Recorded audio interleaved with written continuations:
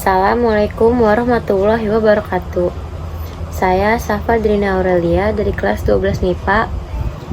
Saya akan menjelaskan tentang metabolisme. Apa itu metabolisme? Metabolisme merupakan serangkaian peristiwa reaksi-reaksi kimia yang berlangsung dalam sel makhluk hidup yang dapat diubah menjadi energi untuk kelangsungan hidup. Jadi, saat kita makan, proses metabolisme akan mengolah zat gizi dari makanan yang telah diserap tubuh untuk diubah menjadi energi kecepatan.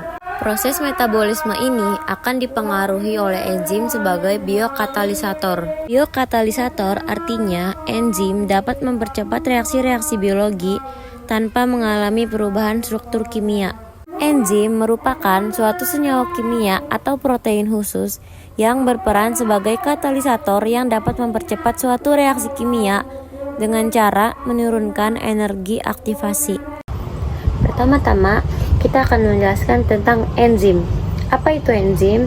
Enzim adalah senyawa protein yang dihasilkan oleh sel-sel makhluk hidup dan berfungsi sebagai biokatalisator untuk mempercepat reaksi kimia. Reaksi ini adalah proses yang memungkinkan manusia, hewan, dan tumbuhan berfungsi. Enzim membantu tubuh kita untuk melakukan berbagai tugas, seperti mencerna dan menumbuhkan sel-sel baru. Kita dapat memperhatikan grafik berikut. Grafik kerja enzim menunjukkan bahwa enzim bekerja dengan cara menurunkan energi aktivasi. Energi aktivasi adalah energi yang diperlukan untuk berlangsungnya suatu reaksi. Penurunan energi aktivasi dapat terlihat dari selisih energi yang diperlukan dalam suatu reaksi yang dibantu enzim dan tidak dibantu dengan enzim. Dengan menggunakan enzim, energi aktivasi yang dibutuhkan lebih sedikit dibandingkan dengan yang tanpa enzim. Hal ini menyebabkan reaksi dapat berlangsung lebih cepat dengan sedikit energi bebas yang dibutuhkan. Enzim umumnya tersusun atas apoenzim atau komponen protein dan gugus prostetik. Gugus prostetik dapat berupa koenzim maupun kofaktor. Koenzim tersusun atas molekul organik seperti vitamin dan koenzim A.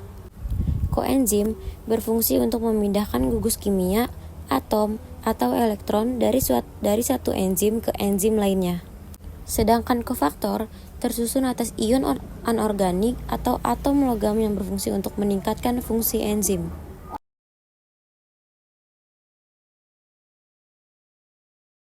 Enzim memiliki beberapa sifat, yaitu yang pertama, enzim hanya bekerja optimal pada kisaran suhu dan pH tertentu. Suhu yang terlalu rendah akan membuat enzim tidak aktif. Sedangkan suhu yang terlalu tinggi dapat menyebabkan enzim rusak atau mengalami denaturasi.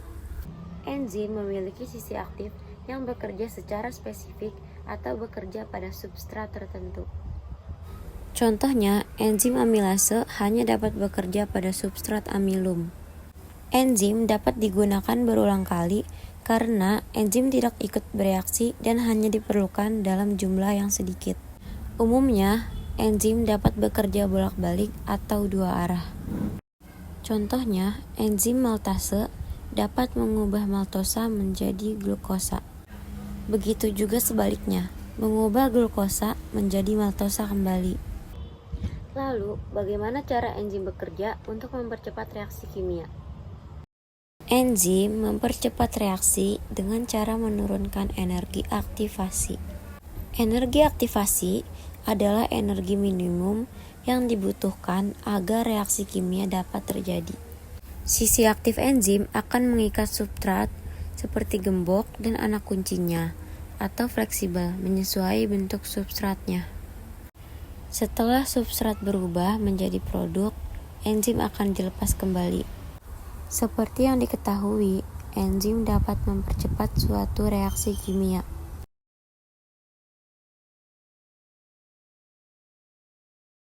Metabolisme merupakan keseluruhan reaksi kimia dalam sel makhluk hidup yang dibantu oleh enzim. Terdapat dua proses dalam metabolisme, yaitu katabolisme dan anabolisme. Katabolisme adalah pemecahan senyawa kompleks menjadi senyawa sederhana yang akan menghasilkan energi. Sebaliknya, anabolisme adalah rangkaian proses penyusunan senyawa kompleks dari senyawa sederhana yang memerlukan energi. Contoh katabolisme adalah respirasi sel. Tujuan dari respirasi adalah untuk menghasilkan energi dalam bentuk ATP yang akan digunakan untuk melakukan aktivitas.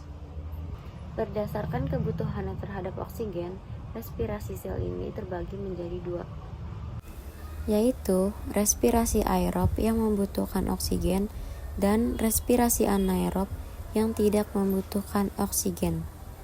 Respirasi aerob akan memecah senyawa glukosa menjadi karbon dioksida dan air.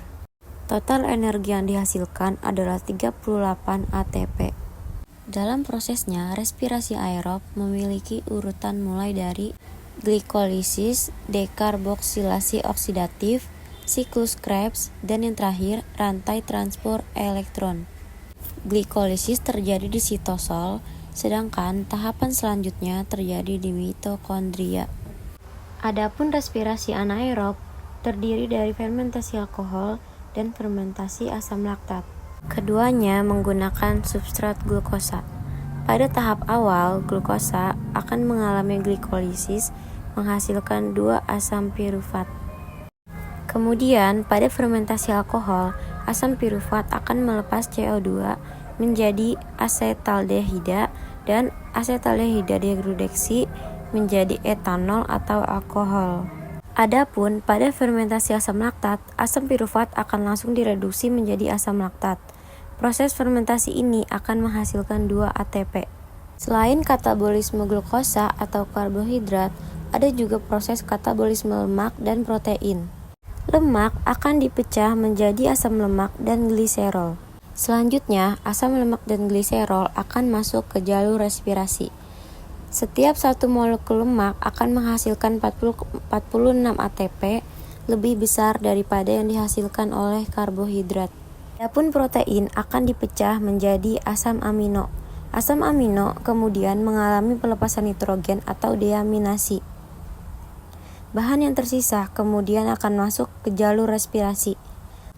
Satu molekul protein akan menghasilkan 38 ATP, sama seperti karbohidrat.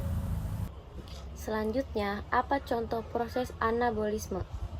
Contohnya adalah reaksi fotosintesis yang mengubah karbon dioksida dan air menjadi senyawa glukosa dan oksigen. Proses ini terjadi pada organel kloroplas, tepatnya pada 2 bagian utama, yaitu grana dan stroma.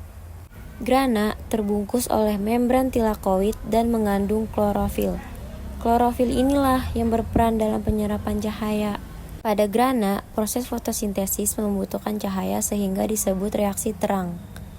Adapun pada stroma, prosesnya tidak membutuhkan cahaya sehingga disebut reaksi gelap. Pada reaksi terang, air dipecah menjadi oksigen dengan bantuan energi cahaya. Selain itu, dibentuk juga NADPH dan energi ATP. Kemudian, pada reaksi gelap atau siklus Calvin, CO2 akan diubah menjadi glukosa dengan melibatkan ATP dan NADPH. Mekanisme kerja enzim terjadi apabila suatu molekul substrat menumbuk molekul enzim yang tepat, maka substrat tersebut akan menempel pada enzim membentuk kompleks enzim substrat dan mengakibatkan terjadinya reaksi yang berakhir dengan terbentuknya molekul produk.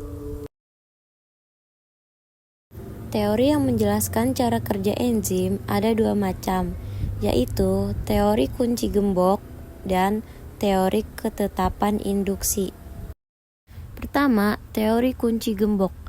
Teori ini menjelaskan bahwa enzim diumpamakan sebagai gembok karena memiliki sebuah bagian kecil yang dapat berikatan dengan substrat. Bagian ini disebut sisi aktif. Sementara itu, substrat diumpamakan sebagai kunci karena dapat berikatan secara pas dengan sisi aktif enzim. Substrat tersebut akan menempel pada enzim membentuk kompleks enzim substrat dan mengakibatkan terjadinya reaksi yang berakhir dengan terbentuknya molekul produk. Hubungan enzim dan substrat tersebut membentuk ikatan yang lemah apabila enzim rusak karena pengaruh suhu atau pH. Bentuk sisi aktif enzim akan berubah mengakibatkan substrat menjadi tidak sesuai lagi untuk enzim tersebut. Berikutnya, teori ketetapan induksi. Teori ini menyatakan bahwa sisi aktif enzim dapat berubah bentuk sesuai dengan substratnya atau bersifat fleksibel. Jika substrat masuk ke dalam sisi aktif enzim, enzim akan berubah bentuk secara tepat ketika berikatan dengan substrat membentuk kompleks enzim substrat dan kompleks enzim produk hingga produk dapat meninggalkan sisi aktif enzim. Nah, jadi itu penjelasan tentang enzim dan metabolisme. Kurang lebihnya mohon maaf. Assalamualaikum warahmatullahi wabarakatuh.